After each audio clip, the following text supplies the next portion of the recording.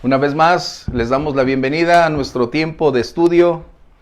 Es grato introducirnos en los aspectos que nos permitirán crecer, aprender más de las verdades eternas y cómo aplicarlas a nuestra vida. Pero sobre todo, cómo es que Dios se revela y nos muestra sus propósitos, sus caminos, que son inalterables a pesar de circunstancias, de oposición, de conflictos. Dios siempre cumple lo que Él ha determinado ejecutar, porque Él es soberano. Así que el día de hoy estaremos concluyendo prácticamente el capítulo 7 del libro de los Hechos y reiteramos sus aportaciones, comentarios.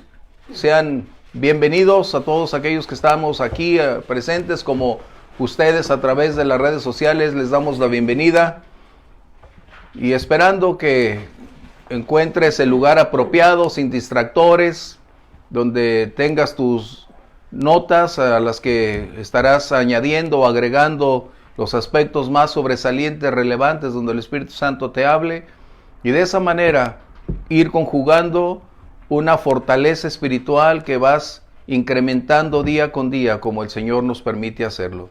Bien, mientras abres tu Biblia en el capítulo 7 y vamos a leer el verso 51 y 52, que es prácticamente la toma de la predicación que Esteban realiza, ante un texto de la aplicación genuina que hace de la realidad bíblica.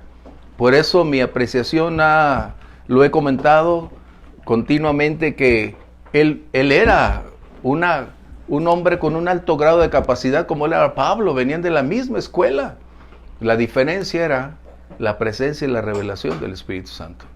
Así que antes de iniciar vamos a pedir dirección divina y el Señor nos permita ir construyendo y edificando para su gloria. Si alguno de ustedes por favor me ayuda elevando su oración, y te invitamos para que cierres tus ojos ahí donde estés, haciéndote partícipe del entorno del estudio.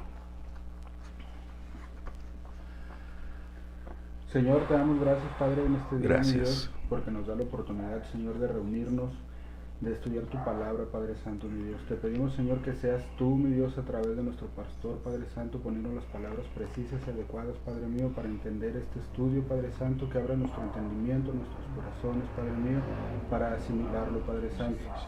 Te pedimos, Ayúdanos, Dios, por las Dios. personas que vienen en camino, Padre Sí, Señor. mío, cuídalas, protégelas, Padre Santo, para que puedan llegar con bien. Ayúdanos, Dios. En el nombre de tu Abrimos Jesús. nuestro corazón. Amén.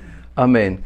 Capítulo 7, verso 51. Esteban está prácticamente entrando en la recta final de su predicación. Al principio pareciera como si fuera un narrador, un cronista, pero no era la perspectiva, era el enfoque global de cómo la historia estaba respaldando el aspecto final, donde él cierra con este gran impacto. Verso 51 dice: duros de cerviz, incircuncisos de corazón y de oídos, ustedes resisten siempre al Espíritu Santo como sus padres, así también ustedes.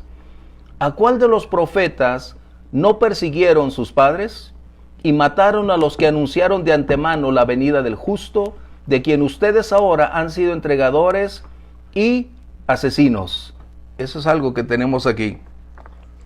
Y esto nos habla entonces de la resistencia que el pueblo de Israel mantuvo, o una de las características evidentes que ustedes van a encontrar desde sus inicios es una constante rebelión, una constante acción para desechar a quien ellos amaban, esperaban, pero finalmente esta era una característica que hasta el día de hoy es una realidad, un rechazo al plan, al propósito y al plan de Dios.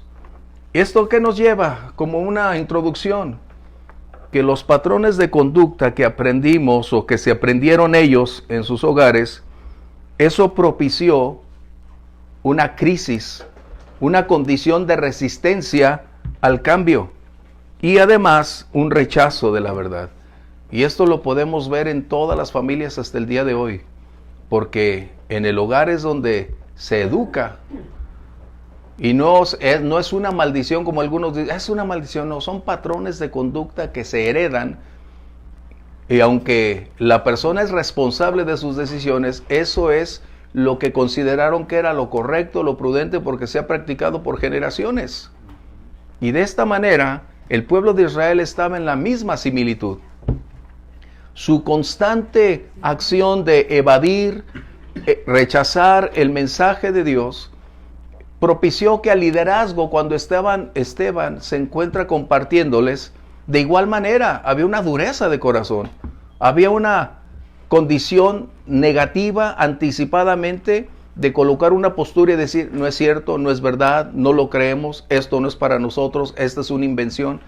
Qué terrible cuando esto se convierte en una condicionante que les impide un cambio y después tener una postura constante de rechazo de la verdad.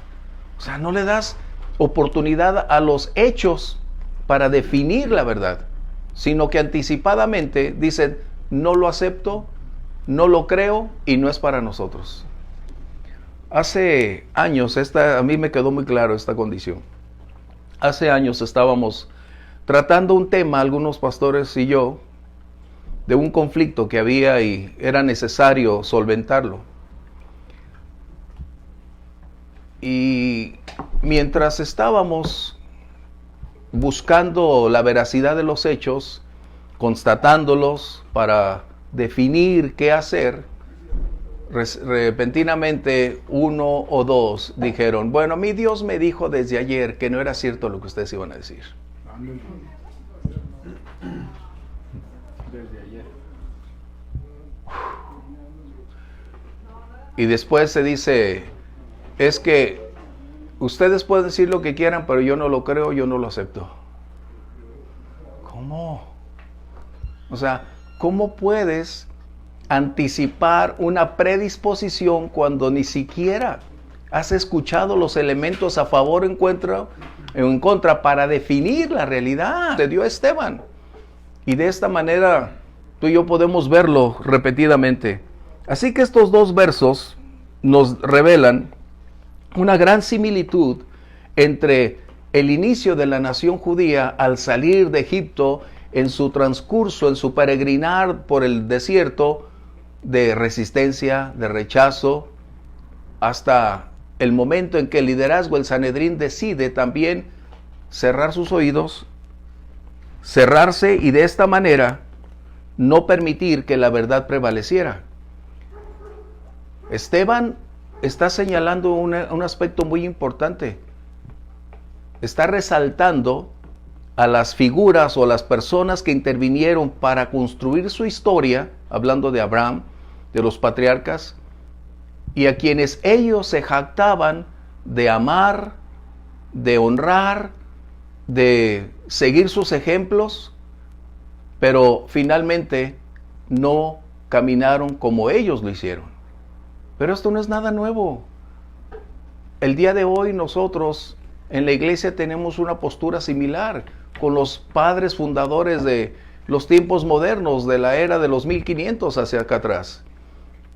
Hablamos de predicadores, Tyndale, hablamos de Spurgeon en los 1800, hablamos de varios, de Martín Lutero. Y quisiéramos, hacerles un monumento, pero ya no los queremos tener dentro de la iglesia porque ellos serían una conciencia de la cual no queremos estar escuchando. Qué tremendo, ¿eh? Que esos fueron los que pagaron el precio a los que nosotros constantemente recurrimos y decimos, es que esto hizo Tyndale, esto hizo Knox, y empezamos a dar una serie de nombres. Pero al final, si ellos estuvieran con nosotros y fueran los predicadores de hoy, te aseguro que la mayoría no estuviéramos ahí. Porque estuvieran tratando y confrontándonos día a día con las condiciones que tenemos. Así que estas personas que ellos admiraban, tratando de hacer de su historia algo que no sería compatible con ellos, es decir, el mismo Señor Jesús, vamos a Mateo 23, versos 29 al 31. Estos mismos hombres que estaban al frente tenían las mismas características que los de antaño. Mateo 23, versos 29 al 31, por favor.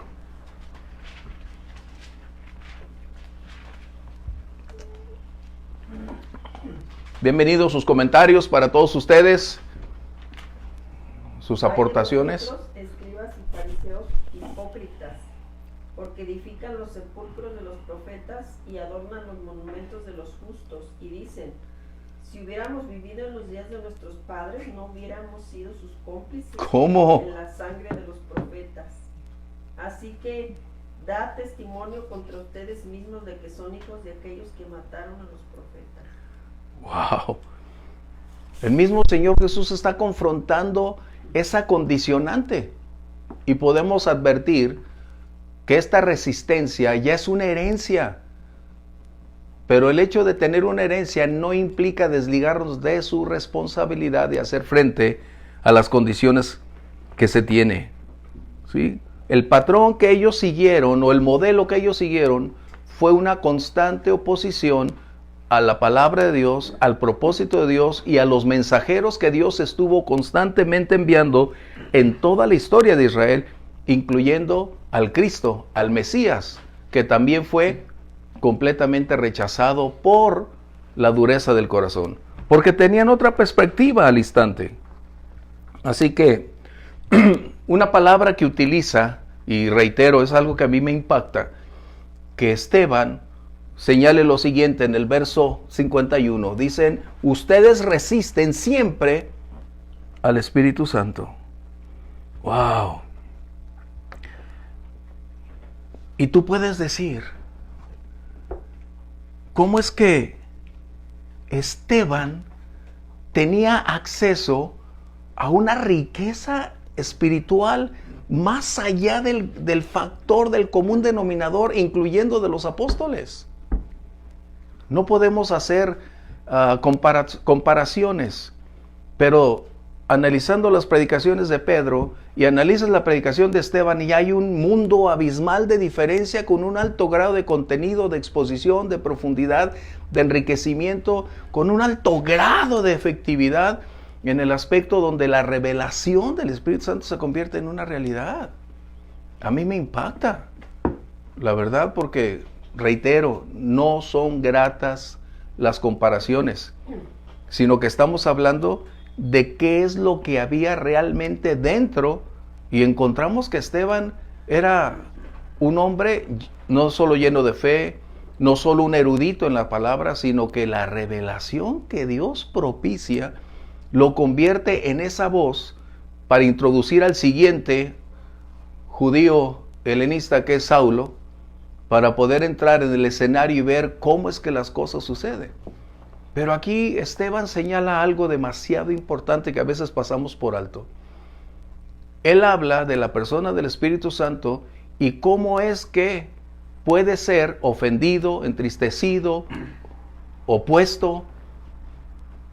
Primero hemos dicho que una fuerza, una cosa no puede tener las condiciones en que la Biblia muestra de las cualidades de una persona del Espíritu Santo. Así que no vamos a quedarnos en ese aspecto, sino hemos visto que el Espíritu Santo es la tercera persona de la Trinidad y por lo tanto continúa presente, sus dones, el fruto vigente con todo lo que está ahí, porque Él es el Maestro enviado por el Señor para nosotros. Pero hay tres cosas fundamentalmente que nosotros necesitamos volver a colocar o establecer. Que toda persona tiene la libertad, creyente o no creyente, de tomar sus decisiones, aun cuando la voz de Dios pueda ser muy clara para su vida. O sea, es donde la soberanía de Dios permite que nuestras decisiones puedan compartirse, pero somos responsables de lo que decidamos.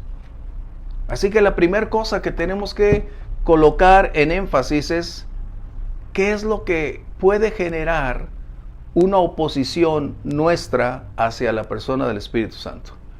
A veces creemos que como creyentes estamos del otro lado, que no tenemos ya ninguna condicionante capaz de generar una tristeza o un desplazamiento de la persona. No, nosotros damos por asentado que caminamos en la senda correcta, pero no medimos que a veces nuestras actitudes, nuestra falta de espiritualidad o abrazar otras doctrinas nos convierte en un momento potencial para ser quienes entristezcan al Espíritu Santo. Así que la primera que tenemos es 3 maneras de oposición o de rechazo. La palabra resistir es en griego antipipto, es decir, que hay una oposición declarada, establecida. No es algo fuera de su capacidad de comprensión, no, es la decisión de generar una respuesta de rechazo. ¿Estamos de acuerdo? Es lo que está diciendo. No está hablando de algo que es fuera de su capacidad de comprensión, no, es una acción definida que las personas realizan conscientemente de lo que están haciendo. Y eso es una oposición en contra de, y aquí tenemos al Espíritu Santo. Entonces hay 3 maneras que nosotros vamos a conocer o ya las conocemos. La primera, la palabra contristado es lupeo, de donde sale la palabra lupe. No, no es cierto. Eres lupeo. Esa palabra significa entristecer, ofender. Vamos a Efesios 4:30, por favor, si lo tenemos. Que eso es algo muy importante, que hace días Adrián estuvo tocando esos temas.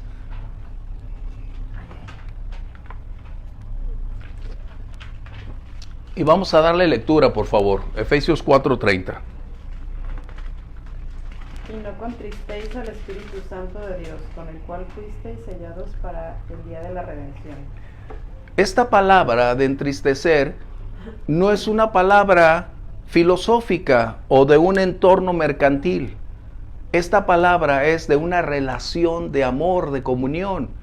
Y lo que implica es que actitud, palabra o acción puede generar una tristeza hacia alguien que nos ama o amamos. Tú y yo no podemos defraudar a alguien a quien no amamos y quien no nos ama. Y nosotros entonces, como creyentes en lo individual, este es el punto. En lo individual, nosotros podemos entristecer, ofender al Espíritu Santo. Esto es algo que nosotros podremos hacer. ¿Podemos leerlo de una vez más, por favor? Y no contristéis al Espíritu Santo de Dios, con el cual fuisteis sellados para el día de la redención. Esto dice entonces que nosotros tenemos la capacidad de generar una condición a quien nos ama y vive en nosotros, pero ¿cómo es que lo podremos hacer? ¿Cómo podremos generar esa tristeza, ese dolor, ese distanciamiento? Es lo que estamos hablando. ¿Cómo podemos hacerlo? Primero, necesitamos recordar que una de las características del Espíritu es santidad.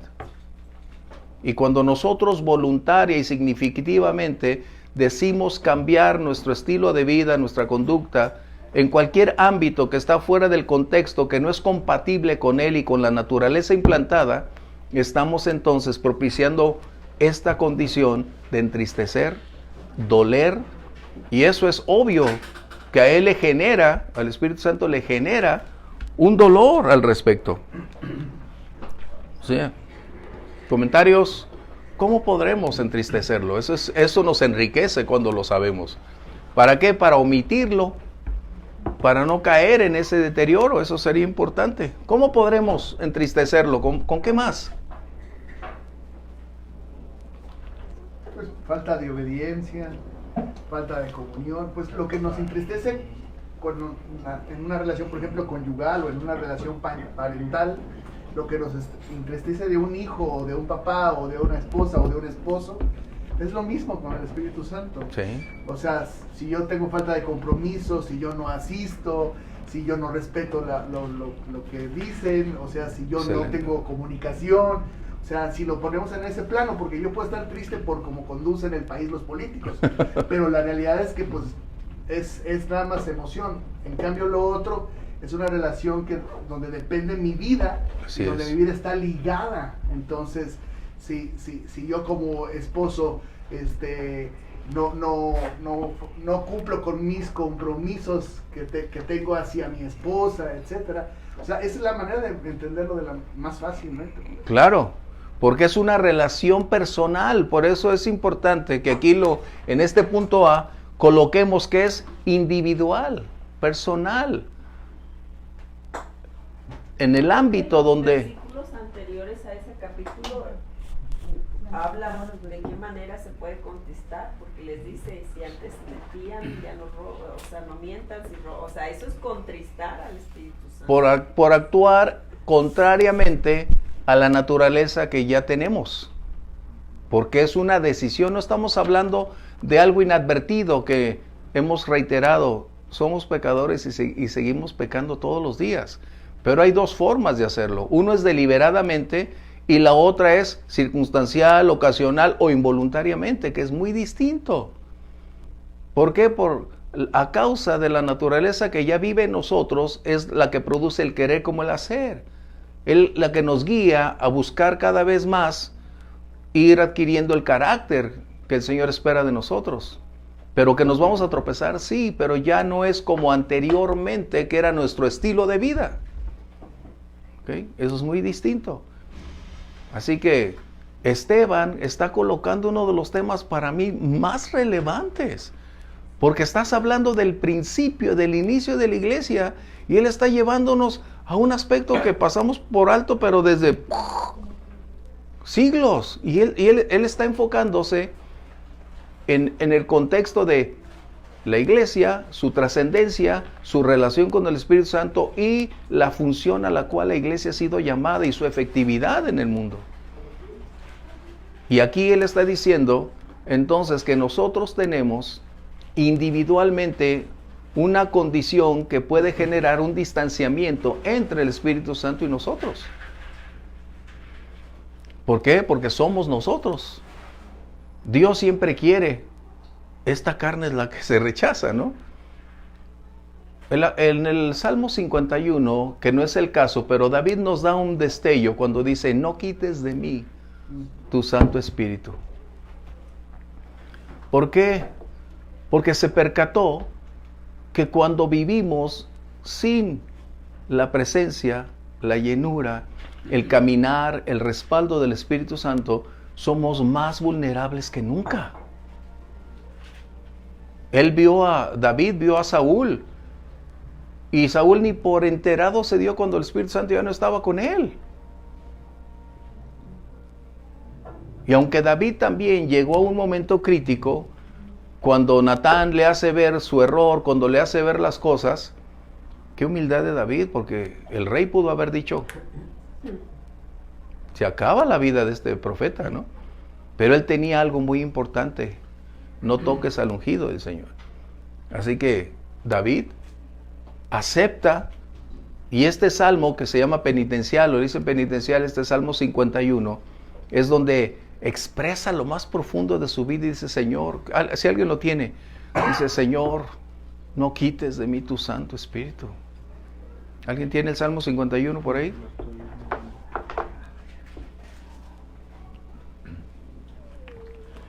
Además hay una situación cuando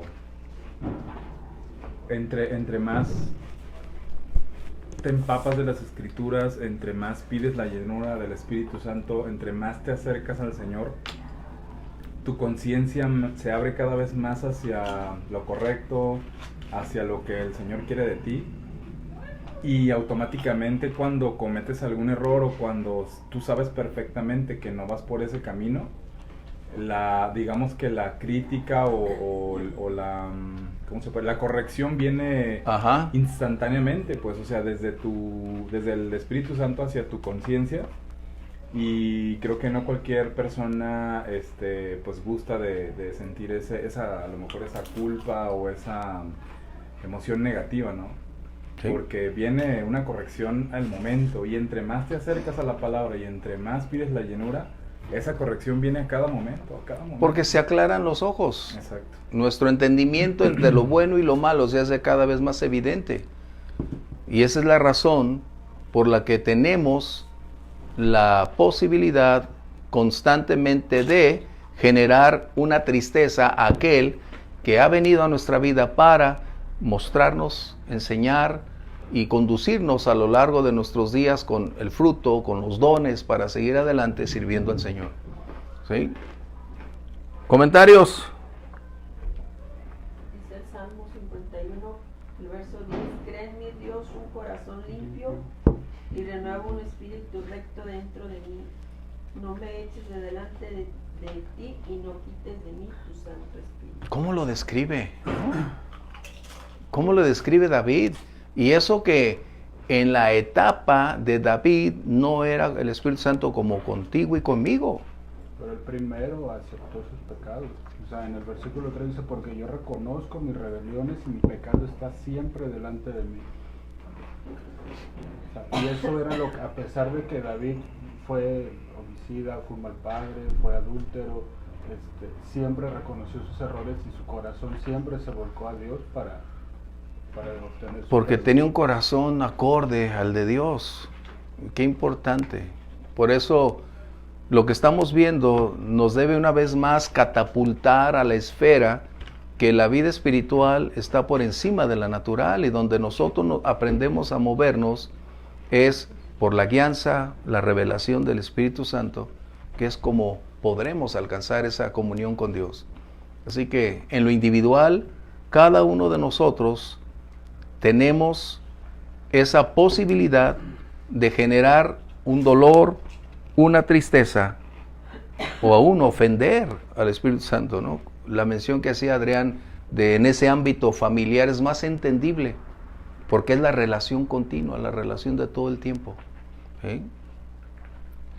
Y lo destacable a mí de este versículo del 4:30 de Efesios es el asunto de ser, en el caso de David, el caso de, o sea, no estábamos en la etapa o en la edad del Espíritu Santo, y aquí estamos hablando de que fuimos sellados con el Espíritu Santo. Entonces no se va a ir, va a estar ahí, no nos va a dejar, es una situación constante, él va a estar, no se va a mover. Entonces, a donde vayamos, hagamos lo que hagamos, estemos donde estemos, ahí va a estar. Y es algo que o sea, no podemos quitarnos. El único que puede destapar un sello es Dios. O sea, es el único. Y dice aquí que fuimos sellados para el día de la redención. Entonces, es algo que es a la vez muy, muy reconfortante, pero al mismo tiempo es un compromiso un enorme peso. Muy pesado, pues. Así es.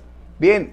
Y podemos a veces aceptar a Jesús y ser sellados sin estar plenamente consciente de haberlo hecho. Bueno. En una cuestión interna, por ejemplo, Gaby, cuando estaba chica, en un retiro con sus primos en una iglesia cristiana, pasando el tiempo, ella recordó que en ese momento ella aceptó a Jesús en su corazón, pero después de 4 o 5 años. O sea, ella recordó ese instante. Recuerden que una decisión no hace una conversión. Eso es algo que tenemos que tener. La doctrina del decisionismo es un conflicto, porque se cree que cuando alguien dice, ya acepté a Jesús, pero su vida no da muestras, no hay cambios, no hay fruto, simplemente fue una emoción. Esa es una doctrina que nos ha costado muchísimo a lo largo del tiempo, porque la famosa levante la mano y esa es una evidencia buena hablando de públicamente, pero tú y yo no conocemos el contexto del corazón. Tú y yo no sabemos si verdaderamente hubo un genuino arrepentimiento. Y esa doctrina del decisionismo, o sea, no es que sea mala, el conflicto es que hace a creer a muchos que por el simple hecho de haber hecho una oración ya están en el cielo, en los registros del cielo. Y eso es un error, un grave error, porque dice Romanos que si creyeres y confesares con tu boca, es decir, porque nosotros vivimos y hacemos o somos lo que creemos. O sea, hay muchas cosas que están ahí. O sea, tenemos que colocarlo en su momento, ¿correcto? ¿No? Y a veces decimos, ¿quién acepta al Señor? Lo hemos hecho, pero con el cuidado de que no sea la decisión como la emoción, sino la expresión del genuino arrepentimiento que veremos paso a paso en un fruto que se va a ir manifestando. ¿Sí? Eso es muy importante. Por ejemplo, mi hermana, cuando decía, mi papá ya es salvo, le digo, ¿cómo que ya es salvo? Sí, aceptó al Señor. No, no me digas eso. O sea, ¿por qué? Porque yo lo viví en casa. Y mi hermana me decía, no, es que ya aceptó al Señor. Le digo, no puede ser. ¿Cuándo sucede? Cuando el día en que mi papá, y gracias a Dios me permitió a mí compartirle de esa manera y estar ahí, cuando mi papá genuinamente decide abrir su corazón y decir, Señor, es verdad, te necesito, entra en mi vida, a partir de hoy te entrego todo lo que soy, y aquí estoy, Señor. Sus lágrimas, cada día cantamos, cada día orábamos, y mi papá, dices, está entrando en la senda, ¿ok? Muy importante eso. Bien, comentarios en este punto. ¿Todo está bien? Donde nosotros individualmente podremos o tenemos esa capacidad de ofender, de entristecer. ¿Pero será la única? No, el Espíritu Santo siempre está, si pudiéramos decir, con los brazos extendidos para llenarnos, para atraernos. Nunca va a renunciar a nosotros. Eso es algo que debemos enfatizar. Nunca va a renunciar a nosotros, porque el amor de Dios nos cela con un celo superior al que cualquiera pudiéramos tener. Pero viene otra palabra. Una disculpa, como dicen los americanos, once again, a causa de condiciones fuera de nuestro alcance. Apenas estaba hablando de apagar y resulta que me apagan. O sea, no es coincidencia, es como una claridad del mensaje que vamos a tratar. O sea, creo que no fue una alegoría, fue un ejemplo claro de cómo puede suceder lo que nosotros un buen día podemos realizar. Estábamos por leer 1 Tesalonicenses 5:19, por favor. Y esta palabra apagar tiene una connotación. Primero, permíteme decir qué es. Esta palabra está directamente ligada no con algo simbólico, sino con lo literal, hablando del fuego. Es de extinguir y suprimir, es decir, que no produzca una condicionante de riesgo, de peligro, hablando del fuego. Pero nosotros estamos hablando de un fuego que es benéfico, que es la fortaleza, la dirección, la llenura. Pero fíjense, la palabra asbesto de aquí es derivada. Y el asbesto es un material con un alto grado de resistencia al fuego. Si ustedes se fijan, aún los trajes de uno de los bomberos están recubiertos con asbesto o tenían asbesto, porque es un material con un alto grado de rechazo del fuego, del calor. Las mantas que se utilizan o cobijas o coberturas contra el fuego, llámese las personas que nos hacen el favor de estar cuidando nuestros montes, cuidando allá el medio ambiente, ellos se cubren con ese tipo de cubiertas que tienen asbesto para contrarrestar el fuego, ¿no? Así que entonces, esta palabra que tenemos, apagar, está directamente ligada, no alegóricamente, sino es una realidad acerca de quién es la persona del Espíritu Santo. Efesios, por favor, 1 Tesalonicenses 5:19. No apaguéis al Espíritu. Que dice, así de fácil, y no apaguen el Espíritu. ¿A qué se refiere? Hemos visto que entristecer es una condición personal, pero ahora va de lo particular y empieza a lo general.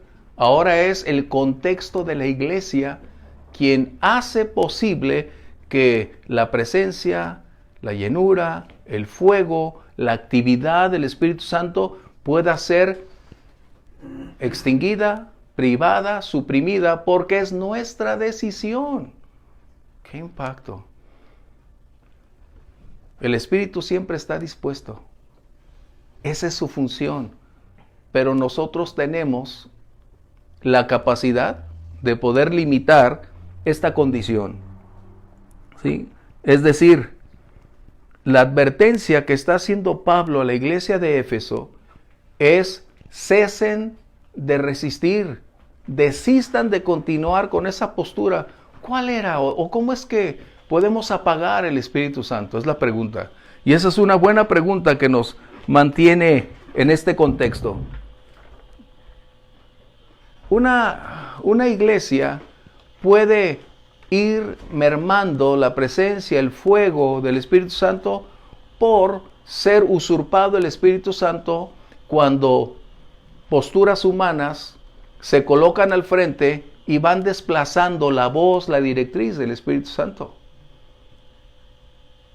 Cuando optamos porque cuando ya lo sobrenatural para nosotros no debe o no consideramos que sea prudente, apropiado o vigente, de esta manera también estamos propiciando este conflicto.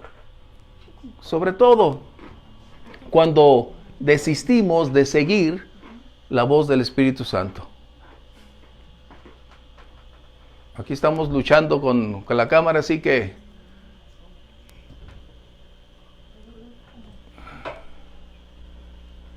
ya, gracias. Reiterando entonces que una congregación es responsable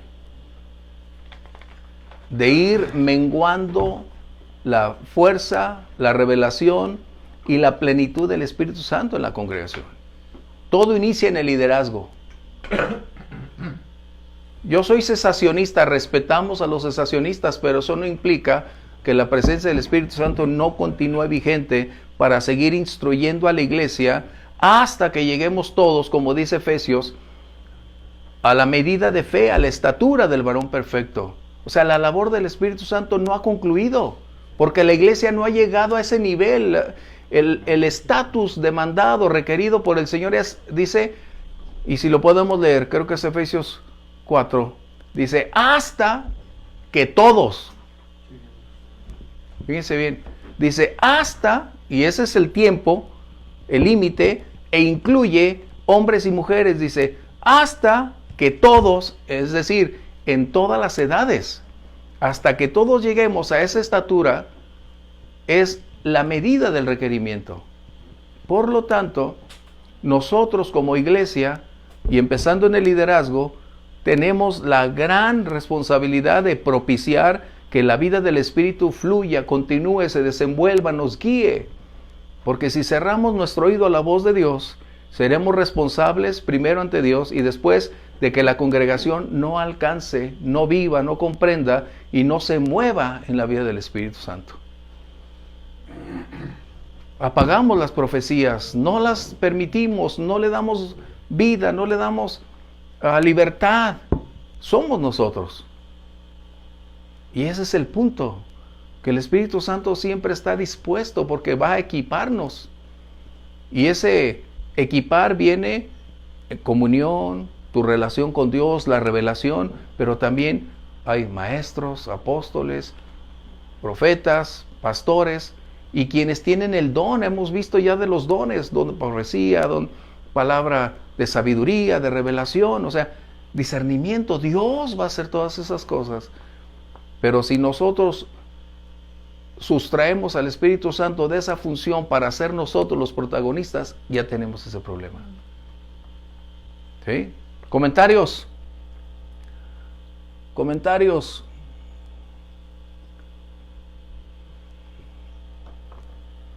¿Vamos bien? Porque recuerden que la iglesia es la novia. Y a la iglesia se le ha entregado la riqueza, la misión asignada. Somos los depositarios de la verdad. Somos a quienes el Señor nos ha encomendado para seguir anunciando su amor, su mensaje, pero también con el respaldo de poder y libertad. Pero si nosotros solo hacemos una parte y no hablamos del contexto general de la doctrina de la Biblia, estamos engañándonos a nosotros mismos, engañándonos a la iglesia y limitándonos todos por sustraernos de la fuente de poder y libertad. Por eso el apóstol Pablo era muy claro en sus apreciaciones. Pero la pregunta es, ¿por qué la iglesia de Éfeso? Porque era una iglesia que había alcanzado un alto grado de espiritualidad, un nivel de revelación y conocimiento, pero en su descenso empieza a permitir falsas doctrinas, que ese es otro contexto que tenemos. Por eso Pablo advierte y dice, no sean niños llevados por todo viento de doctrina, es decir, cuando eres inconstante, crees esto, crees aquello, y empiezas a hacer una aceptación de todo, olvídalo. Tienes un severo problema. ¿Qué? Ese movimiento puede ser por ser niño en el Evangelio o por ser quien decide tomar lo que las propuestas vienen sin permitir al Espíritu Santo revelar o ya lo que está revelado ahí. Qué importante. ¿Sí? ¿Comentarios? O crees por temporadas. O sea, al final de cuentas ahorita me conviene creer esto, ya dentro de 2 meses ya no me conviene creerlo, ahora me conviene creer esto otro. O sea, voy navegando con lo que me conviene de la Biblia, con lo que me conviene de lo que Dios dice, a lo que yo estoy viviendo, a lo que yo estoy haciendo, para tener la aprobación de Dios, entre comillas, y al entorno donde estás. Exactamente, y quedo bien con todos los demás. Sí. Yo pienso también que Adelante. nos estamos en un mundo muy sensible, un mundo muy mundano, o sea, ¿Sí? En el cual la vida espiritual se está tornando como a un segundo nivel, o a un nivel metafísico o de ignorancia. O sea, sí. Yo he oído, el refugio de Dios es el refugio de ignorantes, ¿no? En un momento dado. Uh-huh. Entonces, como que no sabiendo que es una herramienta espiritual con la cual convivimos diariamente. O sea, si uno checa el mundo sensible y el mundo corporal, no tiene límites. O sea, la ambición no tiene límites, y cualquier característica que pongamos, ¿sí? La soberbia no tiene límites, la vanidad no tiene límites, o sea, sí, todas las contrarias a las que no son dispuestas del espíritu, no tienen límites y siempre provocan infelicidad, ¿sí? Pero provocan consumo, o sea, que eso es muy importante. Entonces se ha sustraído de la vida en general al espíritu, ¿sí? Para que no tengamos esa herramienta, ¿sí? Porque en un momento dado, si yo soy un ser espiritual, no voy a tener soberbia, voy a tener al revés humildad. Si yo soy un ser espiritual, no voy a tener ambición, sino que voy a ser un ser compasivo, ¿sí? Y eso no le conviene al mercado, ¿no? En un momento dado, ¿por qué me quedaba pensando, bueno, por qué no somos más espirituales si es más si uno profundiza en un razonamiento, ¿sí? Pues tienes que llegar al punto de que un ser espiritual es mucho más independiente, es mucho más libre, ¿sí? Exacto. Y que en un momento dado puede manejarse independientemente si trae un iPhone o trae un Nokia del Oxxo. ¿Sí? ¿Sí? Al final la vida espiritual es la que te rige. Entonces, pues claro que eso no le conviene a la gente, y tampoco le conviene a la gente razonar, porque esto es de razonamiento. O sea, ¿cuál es la diferencia que tenemos con los animales? Pues que somos seres razonables, que razonan, que pensamos y que nos vamos a causa y efecto.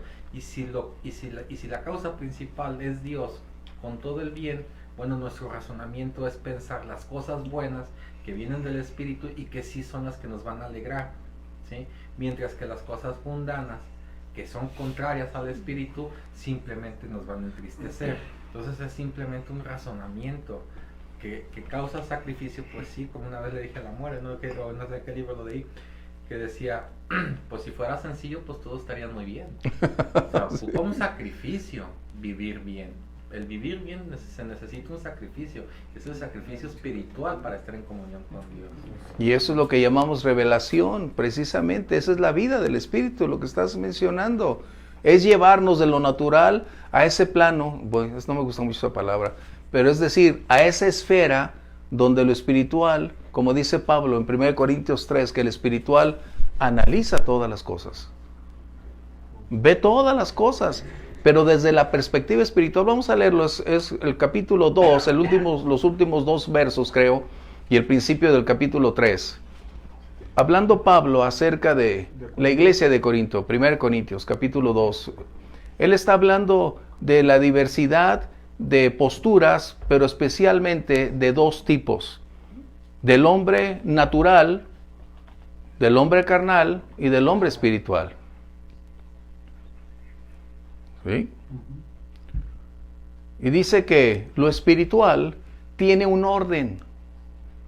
Lo espiritual se coloca en ese ámbito espiritual. La causa y efecto. Así es, lo espiritual con lo espiritual. Y esa es la razón por la cual tenemos que buscar esa estatura, ese nivel, ir subiendo en la revelación de Dios, porque entonces, lo que mencionaste, vamos adquiriendo la habilidad, la capacidad de ir viendo cómo Dios lo ve y dónde colocarnos y qué acciones continuar. Sí dice ahí, lo espiritual, ¿qué dice? Pero con todo el contexto sería del 12 al 15. Está muy largo, nomás el... Dice, pero el hombre natural no percibe las cosas que son del Espíritu de Dios, porque para él son locura, y no las puede entender porque se han de discernir espiritualmente. Hablando de 2 esferas, lo natural y lo espiritual. Y por lo general, la gran mayoría prefiere permanecer en lo natural porque cuesta vivir la vida del Espíritu. ¿Sí? Sigue. En cambio, el espiritual juzga todas las cosas, pero él no es juzgado. Esta palabra juzgar aquí es acrino. No es la declaración de un juez. Esta es la evaluación, el análisis de todas las cosas, y de acuerdo a la esfera donde se desenvuelve, que es la espiritual, entonces las observa, las ve y las va a ir colocando en el renglón, en el lugar que tienen, acorde a su nivel espiritual. Es lo que está diciendo. ¿Ok? La palabra es acrino ahí, que es evaluar. No está hablando de juzgar como sentencia de juez. ¿Sí? ¿Qué más? 10, 14, 15. Ok. Entonces, esto es lo que estamos hablando. La vida espiritual. Pero si la iglesia, que en este caso la iglesia de Corinto, aunque no lo tenemos aquí, pero la iglesia de Corinto había sido enriquecido en todos los dones. Nada les faltaba. Lo que más les faltaba era humildad, que estamos diciendo. Y era una iglesia rica espiritualmente y rica financieramente. Pero no habían llegado a esa vida de enriquecimiento espiritual. Por eso Pablo es a la que más corrige como resultado de su carencia. Porque ellos estaban tratando de colocar lo natural con lo espiritual. Y no, es incompatible. ¿Sí? ¿Comentarios hasta ahí? ¿Estamos bien? Pero entonces yo hice la pregunta, ¿por qué entonces la iglesia de Éfeso? Aún el mismo Señor Jesús censuró a la iglesia de Éfeso. Vamos a Apocalipsis capítulo 2, verso 5. Es increíble. Ahora,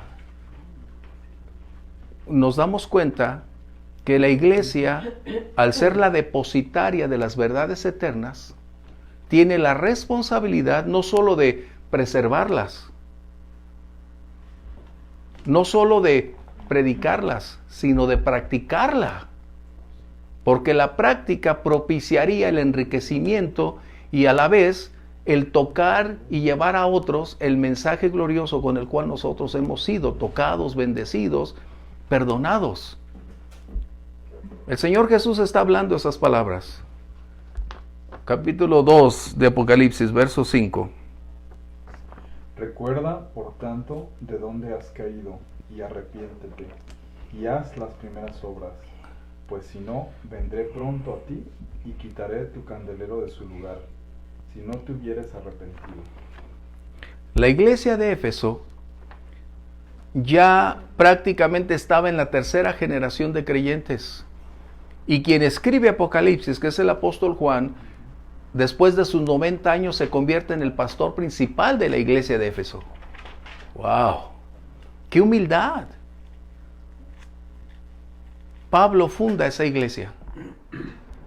Y en el transcurso de los años vienen predicadores, pero van perdiendo su capacidad de vivir la vida espiritual. El ingreso de otras posturas permeados por el mundo empiezan a abrir una puerta de la cual no pudieron cerrar. Cuando llega el apóstol Juan a la iglesia de Éfeso, ya en sus 90s o más de 90s, si ustedes pueden ver las cartas de Primera de Juan, Segunda, Tercera, se van a percatar que él no se coloca como el apóstol, sino como el anciano, el pastor, aquel que ve a la congregación con un alto grado de crisis espiritual.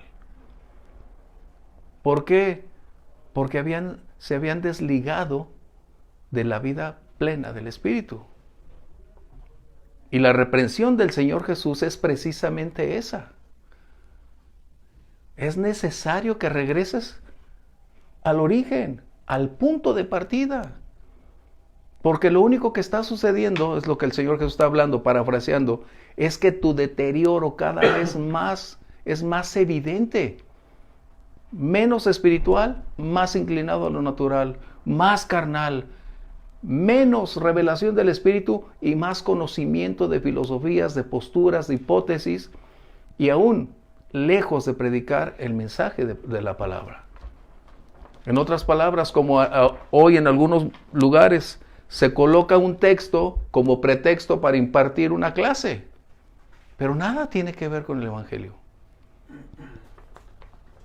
Y ustedes y yo debemos tener muy claro, si no tenemos fe, solo puede ser por dos cosas directamente relacionadas. La primera, que no creemos a la palabra, o la segunda, que es la más probable, que no se predique la palabra correctamente. Romanos dice que la fe viene por oír la palabra de Dios. ¡Qué impacto! Y cuando hablamos de fe, no decir, yo tengo fe para mover montañas. No, el primer efecto de la fe es salvación, perdón, transformación, vidas nuevas. Y después viene ese proceso de ir adelante para no tener solo la fe salvadora, sino la fe de la vida cotidiana para seguir adelante. Por eso a veces dices, ¿a qué iglesia vas? O sea, no por alguna inclinación o prejuicio, no, sino porque la vida, la fe, es la vida. Dios, o sea, que casi Dios va a venir y te va a decir, toma estos 50,000 pesos. O sea, lo que quieres es un Dios muy personalizado, ¿no? Uh-huh. Y Dios es creador del mundo. Y el mundo tiene que seguir su camino. Y el mundo tiene que seguir avanzando, estés o no estés. ¿Qué te toca? ¿Qué nos toca a nosotros si son, o sea, la comunión con Dios y la fe en lo que yo ya no puedo hacer? Yo puedo hacer ciertas cosas y ahí yo puedo pedir sabiduría. En las cosas que yo ya no puedo hacer es tener fe en que se hagan por la comunión que tenga con Dios. Así es. Entonces, ¿qué pasa? Que muchas personas que no, o están equivocados en la fe, o sea, se decepcionan que porque Dios no los ayudó, no, Dios tiene el control de un mundo completo. Así es. ¿Sí? Entonces, no, a mí me toca nada más hacer lo que yo tengo que hacer, hacerlo bien, y lo que yo no puedo hacer es pedirle a Dios, si está dentro de su voluntad, pues que se me den las cosas. Ese es el punto. Si está Entonces, dentro de la voluntad de Dios, exactamente. entenderlo y asimilarlo y comprender su voluntad, por más duro que sea para Así es. nosotros, ¿no? Y aunque su respuesta sea no. Sí, y tú tienes la capacidad de razonamiento de decir que me diga que no, que me diga que sí, que me diga más o menos, que hasta te dé de más de lo que tú esperabas. Sí, pero O sea, ese razonamiento es tuyo. O sea, ¿Pero de qué están hablando? De que ustedes tienen el acceso a la palabra, tienen una comunión con Dios, el Espíritu Santo les ha dado sabiduría, revelación, les brinda esa fe que ustedes tienen. Esa es la evidencia que estamos hablando. Lo que ustedes están tocando es precisamente la expresión de la presencia del Espíritu Santo en la iglesia, atrayéndolos a Dios, revelándonos a Dios, mostrándonos sus planes, sus propósitos y los alcances o habilidades que nuestro Dios posee. Como dice la palabra, no hay nada imposible para Dios. Pero cuando ustedes, como ahorita están diciendo, es cuando conoces a Dios, porque el Espíritu Santo nos revela. Dios dices, el Señor puede decirme que no. Sí, es que es como el Rocky, bueno, como el perro que tenemos, es muy vago, ¿no? Lo sacamos y él se quiere ir para allá y nosotros lo vamos a jalar. De todo modo, tiene dos opciones: irse forzado y jalándose para allá y yo casi ahorcándolo para que se dé para acá, ¿sí? O acomodarse y decir, llévame a la casa, a donde comas, a donde vas a tomar agua, ¿sí? O sea, no tienes más que esa opción. O sea, puedes escoger ahorcarte y andarle dando para el lado contrario, ¿sí? O puedes irte cómodamente con la soga Pero es cuando conoces quién es Dios. Y ese es el punto. No mandas tú. Así es. Y al final del día Dios nos da la oportunidad y la elección de, pues ve y ahórcate, pues.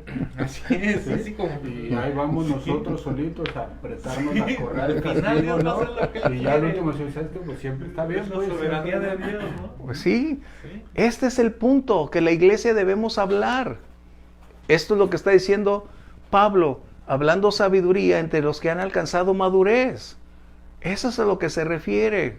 Por eso en Corintios dice, ¿se reúne la iglesia? Sí. ¿Hablan todos en lenguas? No. ¿Todos profetizan? No. Pero hágase para la gloria de Dios. ¿Por qué? Porque hay diversidad de dones y nos complementamos.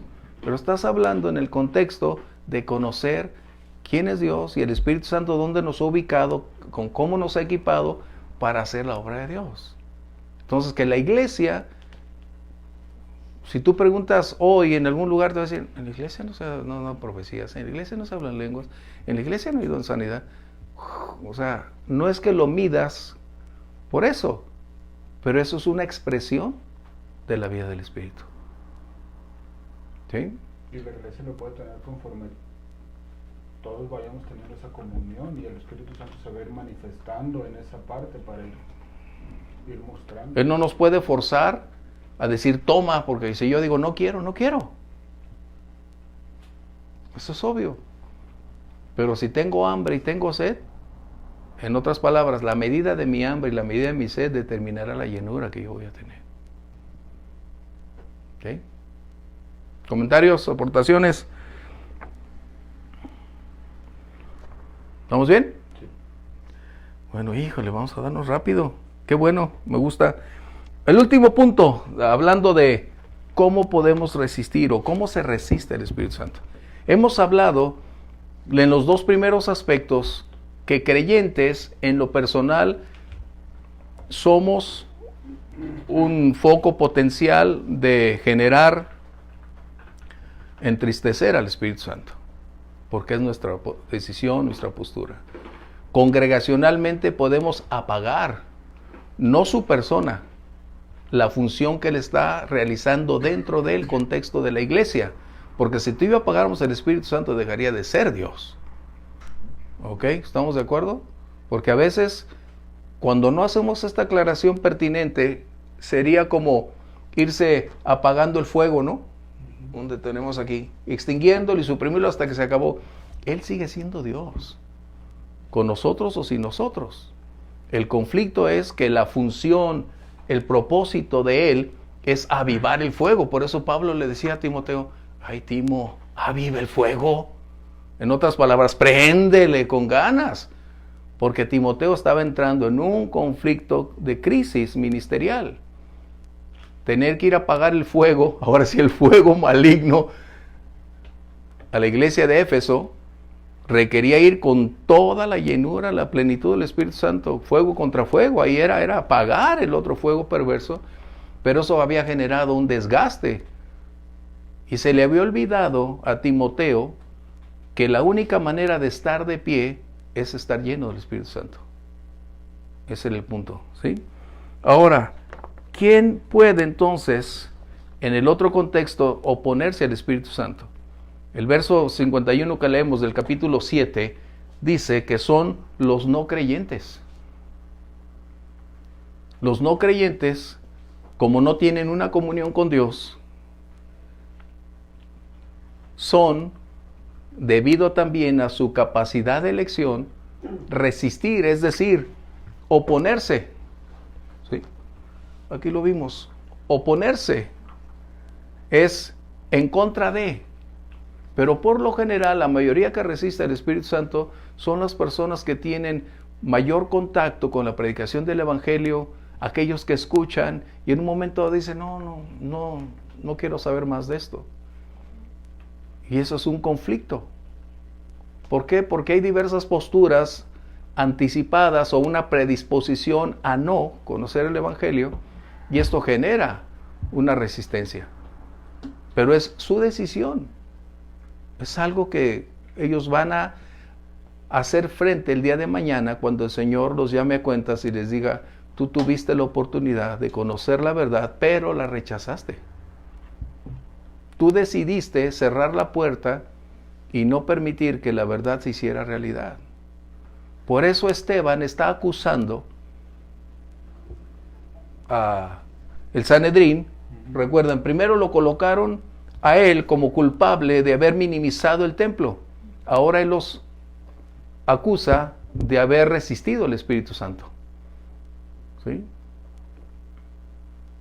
Y por lo general las personas que resisten son religiosas, que tienen una capacidad, un intelecto, un antecedente, un conocimiento previo de, pero cerrada su capacidad. Porque el único que puede ampliar el conocimiento es el Espíritu Santo. Lo vimos en Esteban, lo vimos en Saulo de Tarso. Saulo era el campeón, sin contar Esteban, obviamente, en su tiempo de todo lo que la ley decía. El mejor alumno probablemente de Gamaliel, y digo probable porque Esteban estaba ahí. Y vemos a Esteban y dices, si por un instante, tú y yo, si por un instante pensáramos lo siguiente, ¿qué hubiera pasado? Aunque sabemos que Dios es soberano. ¿Qué hubiera pasado si Esteban hubiera continuado como Felipe en el ministerio? La verdad sería una revolución a una escala inimaginable. Fue cuando nos preguntamos qué hubiera pasado si los judíos se hubieran convertido.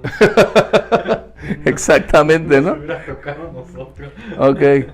Así que entonces, las personas que están teniendo esto, o es su rechazo, el mismo Dios en Génesis capítulo 6, verso 3, cuando está hablando acerca de la extinción, menciona también estas palabras. O sea, las personas resisten, puede ser por rechazo, por desconocer, voluntario, posturas, pero ellos pueden rechazar al Espíritu Santo, siempre. 6.3, por favor. Y dijo Jehová, no contenderá mi espíritu con el hombre para siempre, porque ciertamente él es carne, mas serán sus días 120 años. Bueno, ahorita ya vamos a la mitad. Porque es una constante oposición a lo largo del tiempo. Si se fijan, vemos la historia desde dentro de la palabra como la historia secular, y nos vamos a dar cuenta que al rechazar los principios y las verdades eternas, siempre se cae en el conflicto, en el error y en muerte. Siempre. El diluvio, Sodoma y Gomorra, y podemos hablar de un sinnúmero de aspectos, porque cuando se resiste a la voz de Dios es elegir la muerte en vez de tomar la vida. Cuando se rechaza la voz de Dios es optar por tomar nuestra propia condición y llegar al final con nuestros propios recursos, cuando en realidad Dios está extendiendo sus brazos para darnos todo lo que necesitamos. ¿Sí? Bien. No nos alcanzó el tiempo para continuar pero en sus hojas está los aspectos que tocó Esteban para llegar al final de este capítulo. Así que, si hay un comentario más acerca de este punto, el tiempo se nos va.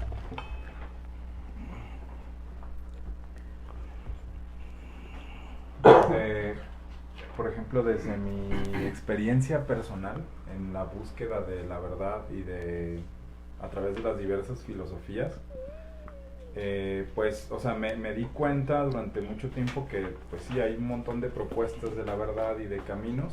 Ajá. Sin embargo, cuando comienzo a buscar respuestas en la Biblia, en la palabra de Dios, me empiezan a quedar como, o sea, empiezo a aclarar muchas de las preguntas que tengo, pero de una manera muy trascendente, pues, o sea, con mucha convicción. Y además entiendo que la única manera de poder darnos cuenta si una doctrina está atentando contra tu propia salvación o tu propio camino, pues la única manera es estar en comunión todo el tiempo con Dios y pues tener la llenura del Espíritu Santo, ¿no? Comprometerte y pues como decía, que era Corintios, ¿no? En Primera de Corintios, que decía, pues tienes que analizar todo, o sea, lo estás leyendo, pero hay momentos en donde algo no te cuadra y creo que eso pasa cuando vas como con esa comunión con Dios, cuando tienes esa que pides por esa llenura y vas caminando por la vida y te encuentras con algún libro y lo lees y hay algo que no cuadra, pues. Entonces, pues la única manera para poder como desechar ese tipo de doctrinas o darnos cuenta de que algo no está bien, pues es esa, ¿no? Tener esa tu comunión con Dios. Constante. Y en cuanto te alejas de eso, empiezas a adoptar cualquier cosa, pues. Aún después de estar mucho tiempo en el camino, pues. Sí, sí.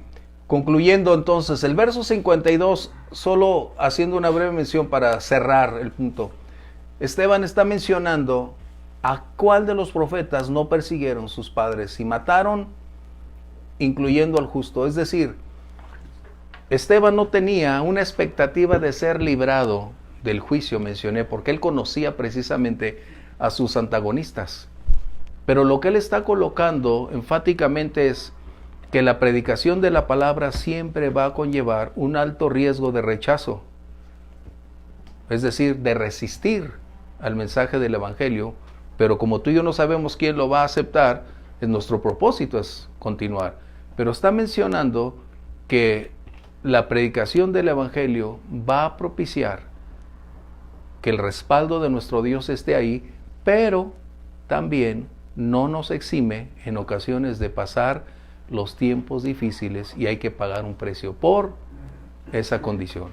¿Sí? Eso es muy importante porque hoy hay una doctrina que tú eres hijo de Dios, tú vives como un rey y tú tienes todo y todo fue creado para ti. Vive, no, ese no es el Evangelio. De hecho, lo está diciendo aquí en estas palabras. Por lo tanto, la audiencia que él tenía era el liderazgo. ¿Y qué sucedía? Todos estuvieron bajo ese contexto. De hecho, vamos a ver más adelante, ya nos vamos. Desecharon a José, desecharon a Moisés, pero ellos tenían algo en común. A su segunda aparición o su segunda venida fueron cuando fueron aceptados, mientras fueron rechazados. Y así sucesivamente es lo que estaba diciendo este tema. Pues bien, vamos a cerrar dando gracias a Dios y qué excelente tiempo hemos tenido. ¿Sí? ¿Alguno de ustedes quiere acompañarnos cerrando, por favor? Padre, te damos muchas gracias sí, por Señor. tu palabra, muchas gracias Espíritu Santo por estar en cada uno de nosotros. Gracias, mi Dios. Por traernos a ti, a conocer la palabra, a conocer al Hijo. Gracias, Dios. Queremos, Dios, que tú sigas llenándonos, Dios, que sigas llenando a nuestra iglesia de tu presencia. Sí, mi Dios, lo gloria, necesitamos. Señor, en cada rincón de nuestras vidas, de nuestros espíritus, Dios. Sí. Padre, glorifícate en medio de nosotros, Dios, estamos en tus manos. Te damos gracias en el nombre de Jesús. Amén. Gracias. Dios los bendiga. Bendiciones.